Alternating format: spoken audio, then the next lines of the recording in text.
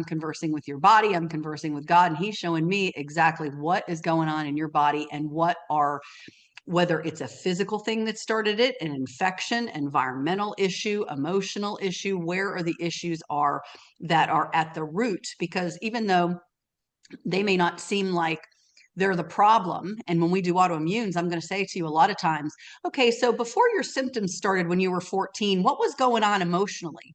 Because a lot of times you had chicken pox or you had mono, that kicked things off, or you had some sort of an experience where boys in school maybe tried to pin you to the floor and touch you inappropriately. That can kick things off. I call that an insult to the body. So there's a lot of different insults that can actually kick off the beginnings of an autoimmune.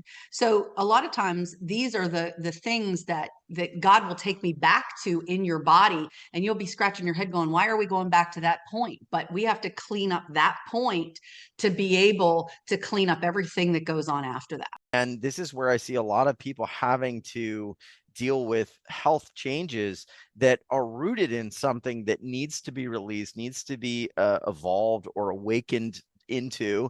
And if you don't know how to do it, or you don't know what's going on, it can seem like everything is falling apart. Are you seeing that more and more, Lynn? And if so, tell me, what are some examples you're seeing? And that is, okay.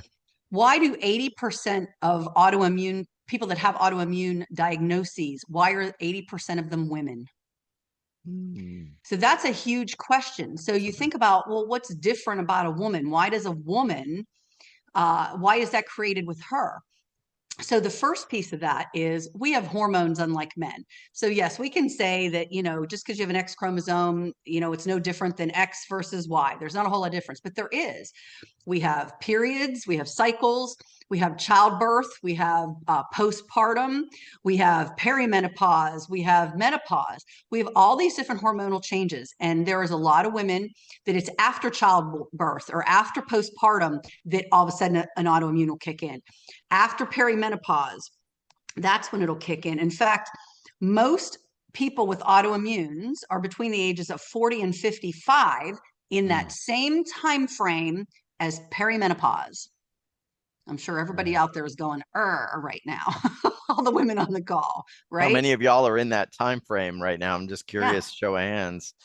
Yeah. But here's another piece to that. So in that same kind of time frame, what's our divorce rate these days? A lot of women in that same time frame are being now kicked into divorce, where now they're their sole breadwinner, maybe even caretakers to children still at home, right?